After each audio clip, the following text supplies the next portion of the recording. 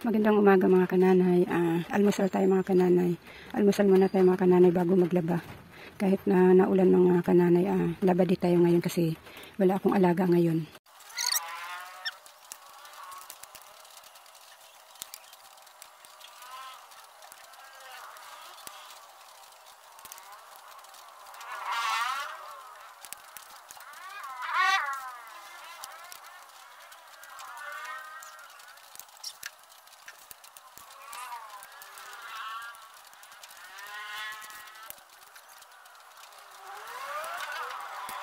Ayun, magpapatugtog.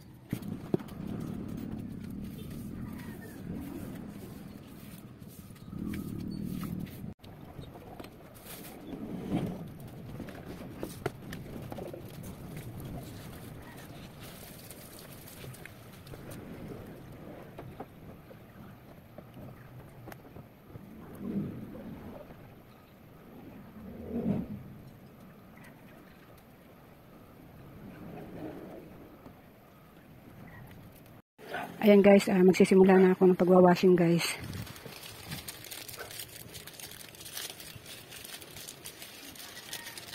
Kahit na ulan guys, tuloy pa rin ang laba guys.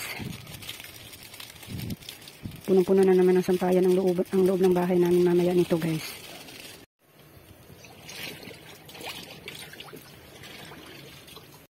Ayan mga kananay, halo-halo na yung isinalang ko dito sa washing mga kananay kasi mga pambahay lang naman ito. Tapos maiiwan pa kasi itong dikulay na ito mga kananay pag yung ibinukod ko pa. Tsaka mga pambahay lang naman ito mga kananay. Tsaka dalawa lang naman itong naiba na ito, itong itim na ito at tsaka violet. At tsaka itong light na ano. Kaya okay lang yung maghalo-halo mga kananay kasi pambahay lang naman ito.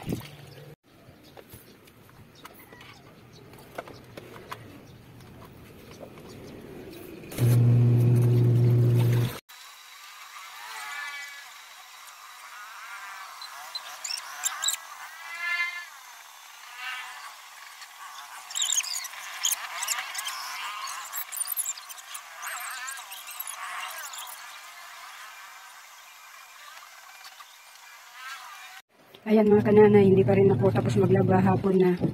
Ayan, may nakasalang pa ako. Tapos, ayan sa timba, na green. May aanlawan pa ako mga kananay. Buti na lang mga kananay, uminit-init ngayong hapon. Ayan. Nagpakita si Haring Araw ngayong hapon.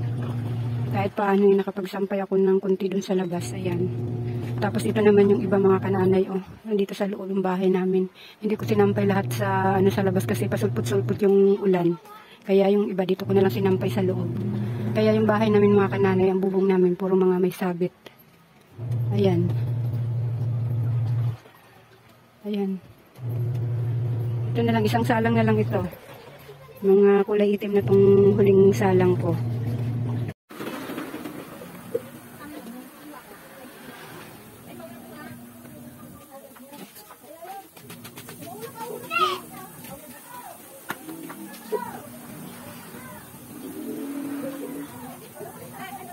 Buka? Yung nasa sachet?